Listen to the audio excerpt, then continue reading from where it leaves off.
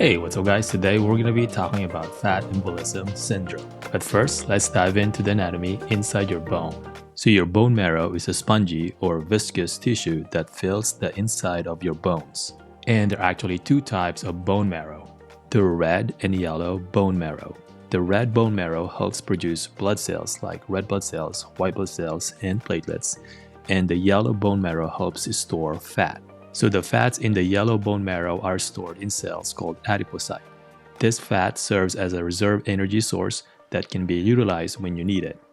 Fat embolism syndrome occurs when fat from the yellow bone marrow is released into the bloodstream and becomes lodged in small blood vessels, which causes ischemia and inflammation. Obviously, it's associated with trauma and bone fractures. The fractures most often associated with fat embolism syndrome are those of long bones like femur, ribs, tibia, and pelvis. Fat embolism syndrome can also occur after a total joint replacement, spinal fusion, liposuction, cross injuries, and bone marrow transplantation. For signs and symptoms, most patients have symptoms within 24 to 48 hours. Fat emboli in the lungs can result in hemorrhagic interstitial pneumonitis, which is bleeding and inflammation inside your lungs.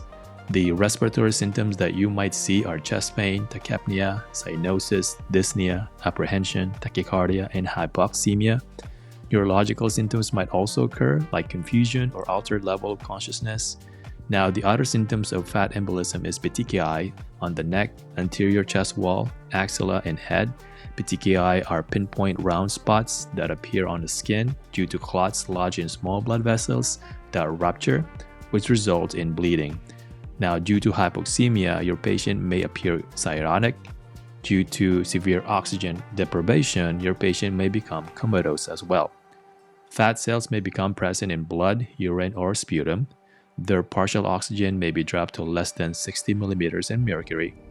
If the fat emboli are lodged in the heart, it can create ST segment elevation and T wave changes, basically heart attack.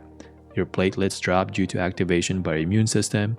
Your hematocrit drops may be due to bleeding, and their erythrocyte sedimentation rate is elevated due to inflammation.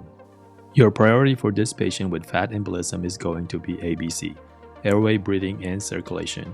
The treatment is related to managing the symptoms and supporting and treating the hypoxia. So provide oxygen therapy if your patient is hypoxic or has low oxygen saturation. If your patient is hypotensive, then we administer IV fluids. And if your patient's heart is not pumping well, then we can give positive inotrope drugs. Careful immobilization and handling of a long bone fracture are the most important factors in preventing fat embolism syndrome. Avoid repositioning the patient often to prevent dislodging the fat droplets. And cough and deep breathing to promote lung expansion and open up your alveoli to prevent atelectasis. Alright everyone, that's it about fat embolism syndrome, and this will be part of your exam 3.